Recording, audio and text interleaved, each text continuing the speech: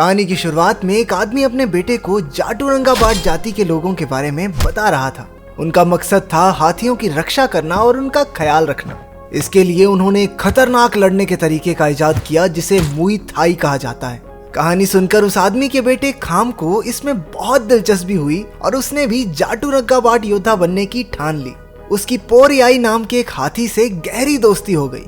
एक दिन पोरयाई एक मादा हथनी के साथ जंगल की ओर जा रहा था, जिसे देखकर खाम काफी परेशान हो गया क्योंकि उसे लगा कि उसका दोस्त उसे छोड़कर जा रहा है।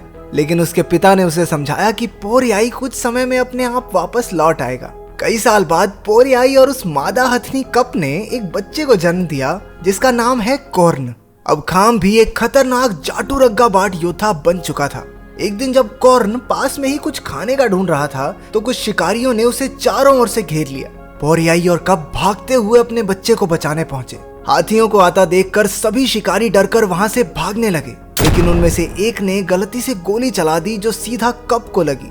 कॉर्न ने अपनी मां को खो दिया। इस घटना से खाम को भी गहरा सदमा पहुंचा और उसने उम्र भर पोरयाई और कॉर्न की रक्षा करने की कसम खाई। कुछ हफ्तों बाद खाम के पिता बताने लगे कि देश के सबसे बढ़िया हाथियों को राजा के लिए चुना जाता है और अब से कुछ दिनों बाद ही हाथियों का चुनाव शुरू हो जाएगा। जल्द ही उनके गांव में सॉन्क्रन वाटर फेस्टिवल की तैयारी शुरू हुई। हाथियों के चुनाव की जिम्मेदारी मिस्टर सुथेप नाम के एक मिनिस्टर पर थी। खाम अपने प्यारे दोस्त से बिल्कुल भी दूर नहीं होना चाहता था। उसने पोरयाई से पहले ही माफी मांग ली क्योंकि अगर उसे चुन लिया गया तो वो कभी अपने बेटे कॉर्न से मिल नहीं पाएगा।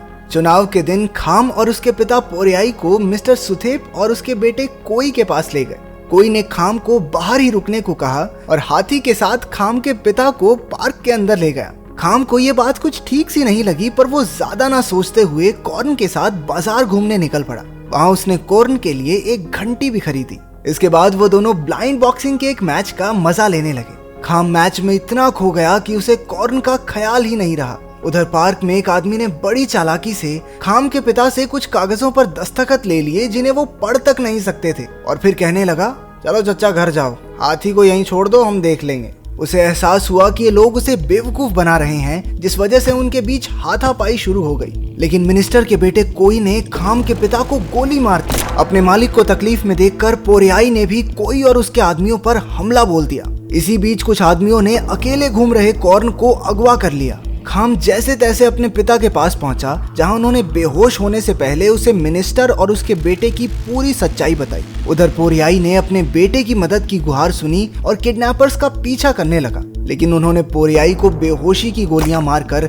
उसे भी कैद कर लिया और दोनों हाथियों के साथ फरार हो गए। खाम ने उस मिनिस्टर के बेटे कोई के ठिकाने का पता लगाया और उसके बोट हाउस पर पहुंचा। शिकारियों ने उस पर हमला कर दिया और उनके बीच जोरदार लड़ाई शुरू हो गई। खाम के मुकाबले उनकी गिनती बहुत ज्यादा थी, लेकिन फिर भी वो उन सभी को हराने में कामयाब रहा। आखिर में कोई ने उसे शूट करने की भी कोशिश की, लेकिन खाम ने बड़ी सफाई से उसकी बंदूक अपने कब्जे में ले ली। पता चलता है कि वो दोनों हाथी जॉनी नाम के एक बदमाश के कब्जे में हैं, जो ऑस्ट्रेलिया में टॉम यम गोंग नाम के एक थाई रेस्टोरेंट के मालिक के लिए काम करता था। इससे पहले कि खाम वहां से निकलता, मिनिस्टर के गुंडे बोट्स और चॉपर्स में उसका पीछा करने लगे। लेकिन खाम कोई नॉर्मल बंदा थोड़ी है, खाम तो हीरो है। वो किसी तरह सभी गुंडों से बच निकला और उनकी एक बोट को हेलीकॉप्टर से भी भिड़ा दिया। इसके बाद कहानी पहुंची सिडनी, ऑस्ट्रेलिया में, जहां पुलिस ऑफिसर मार्क अपने पार्टनर रिक के साथ ड्यूटी पर था। किसी दूसरे कोने में पिया नाम की एक थाई स्टूडेंट को कुछ गुंडे धमका रहे थे कि वो अपना लिया हुआ लोन समय पर उतार दे, यही उसके लिए अच्छा होगा। पोरयाई और कॉर्न को बचाने के लिए खाम भी सिडनी पहुंचा। वो एक कैब में बैठकर टॉम युंग गोंग नाम के उस रेस्टोरेंट की ओर निकल पड़ा, लेकिन कुछ पुलिस की गाड़ियों ने उनका पीछा करना शुरू कर दिया। पता चला कि वो टैक्सी ड्राइवर असल में एक चोर था। मार्क और उसका पार्टनर रिक भी उनका पीछा करने लगे। उन्होंने चोर को घेर लिया, लेकिन उसने खाम को बंदूक की नोक पर बंदी बना लिया। पुलिस की मदद के बिना ही खाम ने बड़ी आसानी से उससे बंदूक छीन ली। तभी एक तीसरा पुलिस वाला इंस्पेक्टर विंसेंट वहां आ पहुंचा और उसने चोर को बिना किसी बात के गोली मार दी। पता चला कि विंसेंट एयरपोर्ट से ही खाम का पीछा कर रहा था। उसने खाम पर भी गोली चलाई, लेकिन उसका निशाना चूक गया और खाम अपनी जान बचाकर जल्दी से वहां से भाग निकला। उसने मार्क और रिक को खाम को ढूंढने के ऑर्डर्स दिए। थोड़ा ढूंढने के बाद उन्होंने उसे पकड़ लिया और गाड़ी में बैठाकर पुलिस स्टेशन ले जाने लगे। गाड़ी में खाम ने मार्क से कहा कि वो यहाँ अपने रिश्तेदारों को ढूंढ रहा है, लेकिन ये नहीं बताया कि वो रिश्तेदार असल में दो हाथी हैं। रास्ते में खाम ने टॉम युंग गोंग रेस्टोरेंट के बाहर जॉनी को पहचान लिया और वहां से निकलने के लिए छटपटाने लगा। उसने ड्राइवर पर हमला करके गाड़ी की टक्कर करवाई और वहां से भाग निकला। वो जॉनी का पीछा करते हुए एक ब्रिज पर पहुंचा जहां जॉनी पिया से मिलने वाला था। उसने जॉनी से अपने हाथी वापस देने को कहा, लेकिन जॉनी ने उसे एक तरफ धक्का देकर अपने आदमियों को उसका काम तमाम करने के ऑर्डर्स दिए। लड़ाई शुरू हुई और खाम ने आसानी से सभी गुंडों को पीट दिया। वो उनके पीछे भाग ही रहा था कि पिया ने उसे जॉनी और उसके आदमियों से पंगा ना लेने की सलाह दी, लेकिन वो उसकी बात को नजरअंदाज करके गुंडे के पीछे पीछे जॉनी के ठिकाने तक पहुंच गया। वहां एक ड्रग डील चल रही थी जो उसके यूं अचानक टपकने से खराब हो गई। गुस्से से भरकर जॉनी ने अपने तमाम गुंडों को उसका मुकाबला करने भेजा। इतने लोगों को एक साथ देखकर तो किसी के भी पसीने छूट जाएं। उन्होंने उसे चारों ओर से घेर लिया। बहुत ही गजब लड़ाई छिड़ गई, लेकिन खाम ने टाइगर श्रॉफ बन के बाकी सबको छोटी बच्चियों की तरह पीट दिया। क्या करे यार, सबकी आती नहीं, खाम की जाती नहीं। उसने जॉनी का पीछा करने की कोशिश की, लेकिन वो बहुत ज्यादा थक चुका था और सड़क किनारे गिर पड़ा। खुशकिस्मती से पिया ने उसे देखा और उसे सड़क से उठाकर अपने घर ले आई। नींद में खाम ने एक युद्ध का सपना देखा जिसमें लड़ाकू हाथी और जंटू रूकाबाट योद्धा मौजूद थे। तभी पिया को गुंडों की एक कॉल आई और उसे घर से बाहर जाना पड़ा। उसके जाने के बाद खाम की आंख खुली।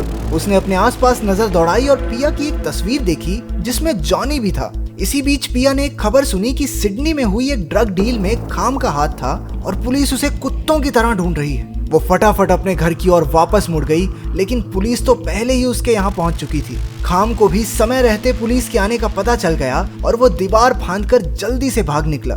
अगले सीन में पता चला कि पुलिस कमिश्नर की होने वाली एक मीटिंग में पिया को भी एक डांसर की तरह काम करना होगा। वहाँ मार्क और रिक बिल्डिंग के बाहर सिक्योरिटी देख रहे थे। पिया को डांस करता देख कमिश्नर कुछ ज्यादा ही एक्साइटेड हो गया, जिससे उसकी दिल की धड़कनें ट्रेन की स्पीड से भागने लगी। बेचारा दिल का मरीज था। तो जब पिया उसकी दवाई लेने अंदर गई तो पीछे से एक आदमी आया और उसने वहां मौजूद सभी लोगों को मार दिया। बाहर पहरा दे रहे मार्क और रिक ने गोलियों की आवाज सुनी और तुरंत अंदर घुसकर उस किलर से पूछताछ करने लगे, लेकिन उसके कुछ बताने से पहले ही विंसेंट ने वहां आकर उसे भी मार डाला। अचानक विंसेंट ने रिक को भी गोली मार दी और उसके मर्डर का इल्जाम मार्क पर लगा दिया। उसने अपने आदमियों से मार्क को गिरफ्तार करने को कहा, लेकिन वो किसी तरह उनसे बचकर भाग गया।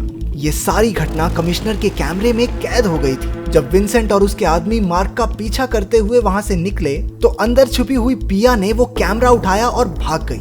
विंसेंट ने मार्क के पड़ोस में रहने वाली एक लड़की को मोहरा बनाकर मार्क को एक सुनसान बिल्डिंग में बुलाया और पकड़ लिया। जब उन्हें मीटिंग वाली जगह पर पिया की डेड बॉडी नहीं मिली तो वो समझ गए कि वो किसी तरह बच गई और कमिश्नर का कैमरा भी उसी के पास होगा।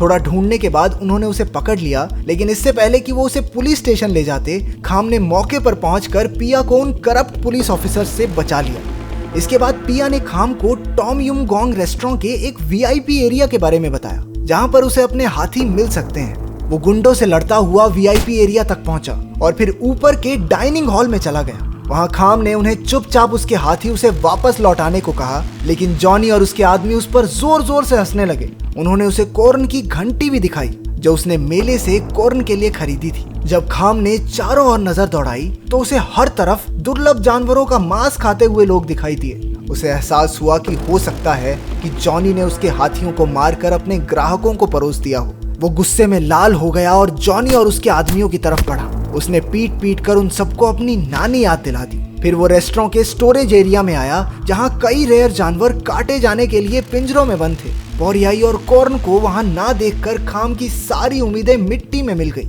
लेकिन तभी उसे एक कमरे में मार्क बंधा हुआ दिखा। वहां से निकलते वक्त उसे अपना पुराना दोस्त कॉर्न भी मिल गया। उसे देखते ही खाम खुशी से झूम उठा और वो तीनों पुलिस के आने से पहले ही एक ट्रक में बैठकर वहां से निकल गए। दूसरी तरफ एक चाइनीज गैंग के लीडर के चुनाव के समय मैडम रोज नाम की एक ट्रांस औरत ने कुर्सी पर अपनी दावेदारी पक्की करने के लिए बाकी दो दावेदारों को जहर दे दिया। पता चलता है कि यही चाइनीज गैंग उस रेस्टोरेंट और पूरे स्मगलिंग रैकेट को कंट्रोल करती है। उधर खाम और मार्क एक बुद्धिस्ट मोनेस्ट्री में छिपे हुए थे।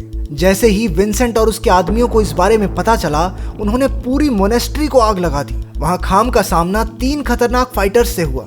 एक जांबाज केपोरिस्टा, एक तलवारबाज वुशु एक्सपर्ट और टीके जो एक सांड जैसा पहलवान था। लेकिन महारा खाम किसी से कम है के?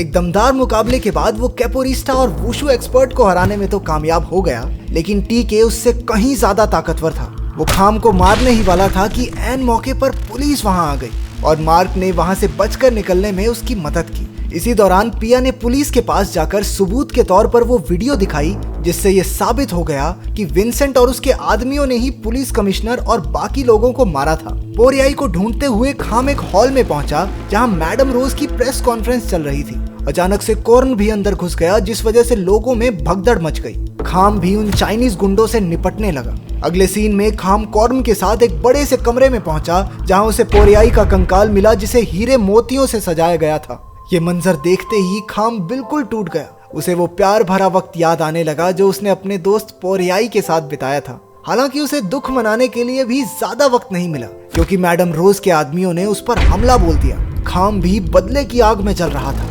उसने एक एक को पकड़ पकड़ कर धोना शुरू किया। कईयों की तो उसने हड्डी पसली भी तोड़ दी। खतरा महसूस करते हुए मैडम रोज ने टीके और 3 और पहलवानों को एक साथ वहां बुला लिया। खाम ने उनका मुकाबला करने की पूरी कोशिश की लेकिन वो उससे कई गुना बड़े और ताकतवर थे। टीके ने कॉर्न को उठाकर एक कांच की दीवार के पार फेंक दिया और उधर खाम की जोरदार टक्कर पोरियाई की हड्डियों के ढांचे से हुई। इस वजह से ढांचे की टांग की 2 हड्डियां नीचे गिर पड़ी। उसे हमेशा पोरियाई और कॉर्न की रक्षा करने की अपनी कसम याद आई। उसने उन हड्डियों को अपने हाथों पे बांध लिया और नुकीली ओर से वार करके तीनों पहलवानों का मांस चीर डाला। मैडम रोज हेलीकॉप्टर में वहां से भागने ही वाली थी पर खाम ने उसे हवा में ही दबोच लिया और वो दोनों उसी कमरे की छत तोड़कर अंदर गिरे। खुशकिस्मती से खाम सीधा जाकर पोरियाई के दांतों पर गिरा जिस वजह से उसे किसी तरह की चोट नहीं आई। पोरियाई ने मरने के बाद भी अपने दोस्त की जान बचाई। आखिरकार खाम कॉर्न को ऑस्ट्रेलिया से बचाकर वापस थाईलैंड ले आया। इस मूवी का एक सेकंड पार्ट भी है तो अगर उस पर वीडियो देखना चाहते हो तो वीडियो को लाइक कर देना क्योंकि टारगेट रख रहे हैं 20,000 लाइक्स का। क्या आपके पास भी ऐसा कोई पेट है जिसे आप इंसानों की तरह ही अपने परिवार का हिस्सा मानते हैं? कमेंट्स में उसके बारे में जरूर बताना। देखते हैं किसके पेट को सबसे ज्यादा लाइक्स मिलेंगे।